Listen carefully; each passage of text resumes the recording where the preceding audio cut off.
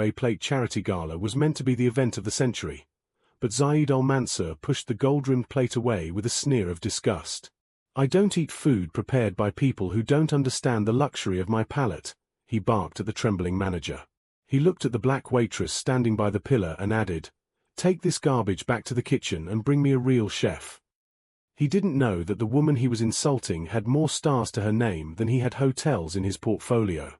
But damn, before continuing, please indicate in the comments which city you are assisting from. The Grand Sapphire Ballroom in Dubai was a sea of tuxedos and silk gowns. Zaid al-Mansur, a 34-year-old billionaire known as the Dessert Hawk for his ruthless acquisition of luxury brands, sat at the head of the VIP table. Zaid was a man of extreme refinement, or so he thought. He believed that class was something you bought, and that talent only resided in the prestigious kitchens of Paris or Rome. Maya, a tall, poised woman with a calm gaze and a simple black server's uniform, had been assigned to Zaid's table. She carried herself with a quiet dignity that Zaid mistook for arrogance. Every time she approached with a course, he would find a reason to complain. The water was 2 degrees too warm, the napkin wasn't folded to his specific mathematical standard, or the lighting was interfering with the ambience. The main course arrived, a delicately seared sea base with a saffron-infused foam and microgreens. It was a masterpiece of culinary architecture. Zaid didn't even pick up his fork. He took one look at Maya, then at the dish, and let out a dry, mocking laugh. "Who made this? Some local catering student? It looks like a confused mess." "The executive chef prepared this specifically for your dietary requirements, Mr. Al-Mansur," Maya replied, her voice smooth and unshaken. "It is a blend of traditional Emirati flavors and modern molecular gastronomy." "I don't care about the blend," Zaid snapped, his voice rising enough to draw the attention of the surrounding oil magnates and celebrities. "I pay for excellence. I pay for names like Ducasse or Ramsay. I don't pay to be an experiment for someone like you." He gestured vaguely at her uniform, but his eyes were full of a deeper, more personal prejudice. "Take it away. I won't have my evening ruined by an amateur. And tell the manager I want a full refund for my table's donation." Maya didn't flinch. She leaned in slightly, the scent of expensive spices clinging to her. "You haven't even tasted it, sir. How do you know it's amateur?" "I know by looking at the hands that serve it," Zaid whispered, a cruel smirk on his face. "Go. Now. Before I have you blacklisted from every hotel in this city." Maya stared at him for a long beat. She didn't look hurt, she looked sorry for him. She picked up the plate, but instead of heading to the kitchen, she walked toward the center stage where the gala's host was about to announce the mystery benefactor of the night. Zaid watched her, confused. Where is she going? Security. Stop her. But security didn't move. In fact, they stood at attention as Maya approached the microphone. The ballroom fell into a suffocating silence as Maya walked onto the illuminated stage. Zaid al-Mansur stood up, his face flushed with anger, ready to shout for her removal. But before he could utter a word, the chairman of the Global Culinary Union, a man Zaid had been trying to secure a meeting with for 3 years, stepped forward and took Maya's hand. "Ladies and gentlemen," the chairman announced, his voice booming through the speakers. "Tonight, we had a secret guest. We wanted to see if the elite of Dubai truly recognized artistry, or if they were merely blinded by labels. The dish you just enjoyed, or in some cases, refused, was not made by our catering staff." Zaid froze. His heart began to thrum a panicked rhythm against his ribs. "It was designed and hand-prepared by the woman standing before you," the chairman continued. "This is Chef Maya Vance. She is the youngest woman in history to hold 7 Michelin stars across 3 continents. She is the ghost chef who designed the menus for the royal coronation in London and the G20 summit. She doesn't work for hotels, she owns the firms that certify them." A collective gasp rippled through the room. The billionaires who had been eating the sea base suddenly looked at their plates as if they were made of solid gold. Zaid felt a cold sweat break across his brow. He looked down at the empty space on his table where his rejected plate had Saturday. Maya stepped up to the microphone. She didn't look at the crowd, She looked directly at Zaid. "Mr. Al-Mansur," she said, her voice amplified and crystal clear. "You said you only eat food prepared by those who understand the luxury of your palate. But luxury isn't a price tag.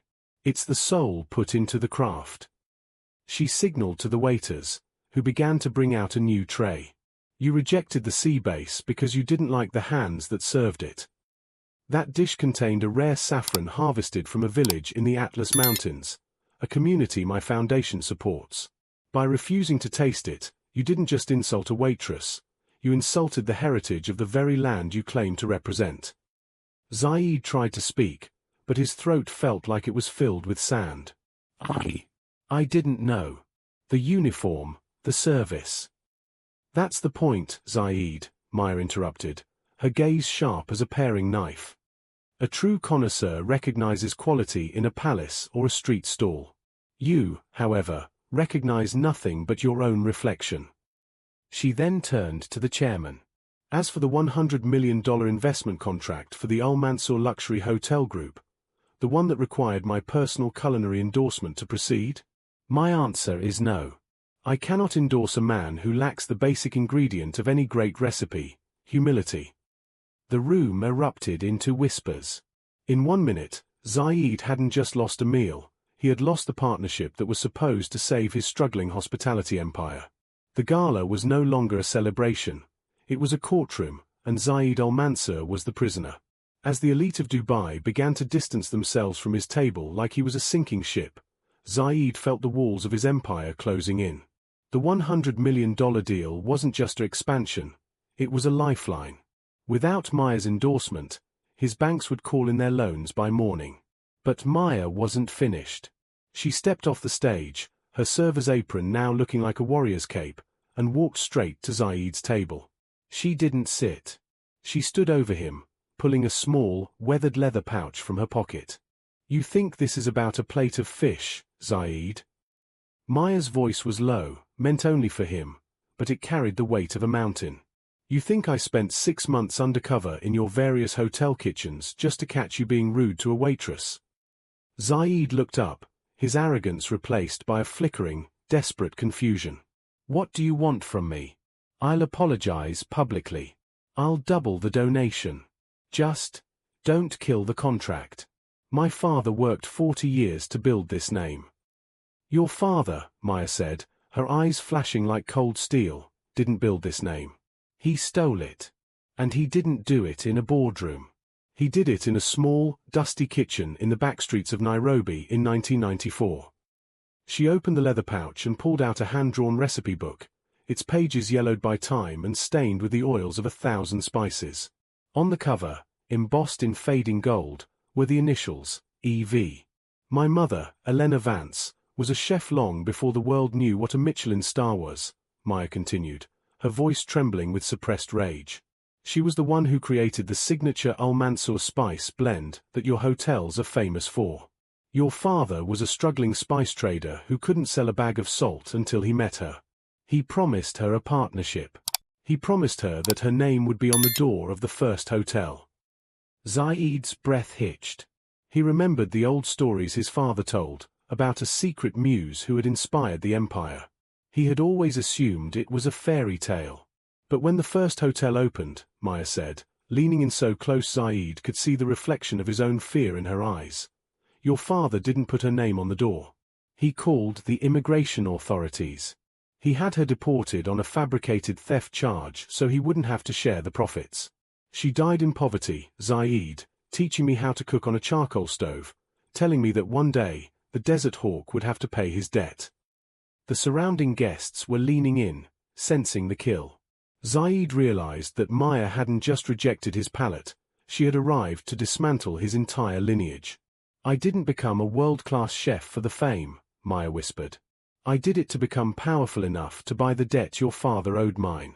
I don't just own the firm that certifies your hotels, Zaid. I've been quietly buying up your high-interest subprime loans for the last 2 years. As of 4 o'clock this afternoon, I am not just a waitress in your ballroom. I am your primary creditor." Zaid felt the blood drain from his face. He looked at the chairman, he looked at his investors, and then he looked at the black woman he had mocked for her lack of luxury. You own my debt. Zaid stammered. You want to take my hotels. I don't want your hotels, Zaid, Maya replied, tossing the old recipe book onto his empty, gold-rimmed plate. I want the truth. You have 10 minutes to go back up on that stage and tell this room full of people exactly where the Almansa legacy came from. You will tell them about Elena Vance. You will tell them that your luxury was built on the back of a woman you thought was beneath you.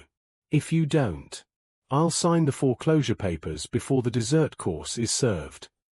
Zaid sat paralyzed. The weight of Maya's revelation felt like the ceiling of the Grand Sapphire Ballroom was physically pressing down on his chest. Every pair of eyes in the room, royalty, oil tycoons, and international media, was fixed on him. The desert hawk was no longer hunting, he was being dissected. Suddenly, a chair scraped back at the end of the table. Rashad, Zaid's 22-year-old brother, stood up. Rashad was the black sheep of the family, a photography student who had always preferred the arts to the cold-blooded acquisitions of the Al Mansour Group. You don't have to choose, Zaid, Rashad said, his voice shaking but loud enough for the microphone nearby to catch it. He held up a sleek, professional camera. Because I've already done it for you. Zaid's eyes went wide. Rashad, sit down. This is a family matter. No, it's a matter of justice, Rashad countered. He tapped a button on his tablet, and suddenly, the massive 80-foot LED screens behind the stage, the ones meant to show the Al Mansour corporate logo, flickered. Instead of the logo, a video began to play. It was a recorded confession from their father's former personal assistant, filmed by Rashad weeks ago. The old man, on his deathbed, spoke clearly about the Elena Vance incident, describing how they had set her up, how she had cried as she was led away in handcuffs, and how the signature spice blend was indeed her intellectual property. The ballroom erupted in a roar of whispers and camera flashes. Maya watched the screen, her composure finally breaking as a single tear escaped her eye. She had spent a decade hunting for this proof, and it had come from the heart of the enemy's family. I found the original diaries in Father's private vault in the desert estate, Rashad said, looking at Maya with deep respect. I couldn't live with the lie anymore. I'm sorry it took so long. Zaid felt the floor give way. His brother had just nuked their father's legacy in front of the world. But more importantly, the foreclosure papers Maya mentioned were no longer his biggest threat. If the public and the authorities saw this evidence of fraud and human rights abuse, the Al Mansour Group wouldn't just be bankrupt, it would be criminalized. Maya turned back to Zaid. Your brother has more courage in his pinky finger than you have in your entire body. He just did what you were too cowardly to do. What now? Zaid whispered, his voice broken. You've destroyed us. Are you happy? Thousands of employees will lose their jobs. The hotels will close. Is that the justice you wanted? Maya leaned down, her face inches from his. I don't want the buildings to close, Zaid. I want the name to be right. I'm going to give you an out, but it's going to cost you every bit of pride you have left. She pulled out a single sheet of paper, a legal restructuring agreement. You will sign over 51% of the Al Mansour Group to the Elena Vance Foundation. The group will be renamed Vance Mansour International. You will stay on as a minority shareholder and chief of operations, but you will report to a board of directors led by me. And your first task. She pointed to the kitchen doors.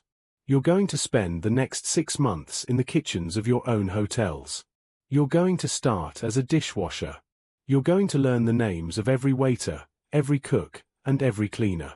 You're going to learn that a person's worth isn't in their uniform, but in their sweat. If you miss a single shift, I sign the foreclosure. The man in the black suit leaned in, whispering into Maya's ear.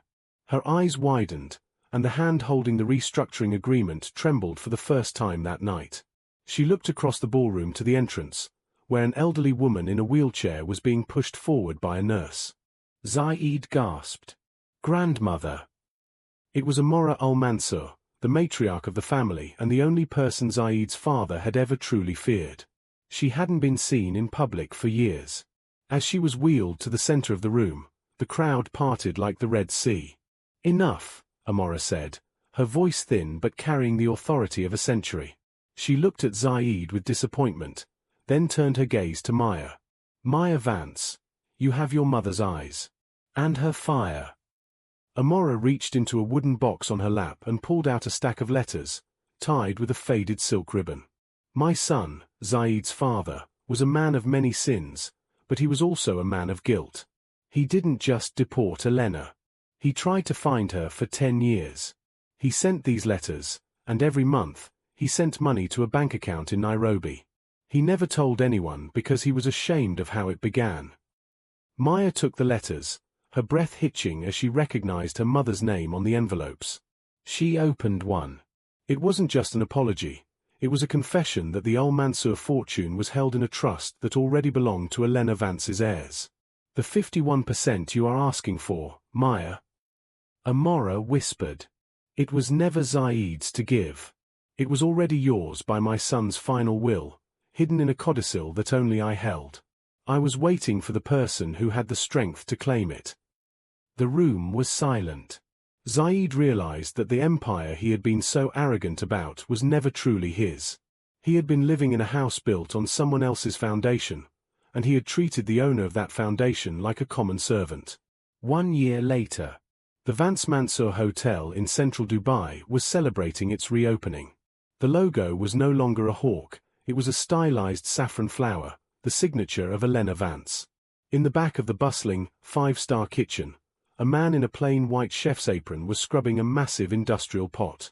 His hands were calloused, and his face was flushed from the heat of the stoves. "Al Mansour," a head chef barked. "Table 4 needs the saffron foam. Move it."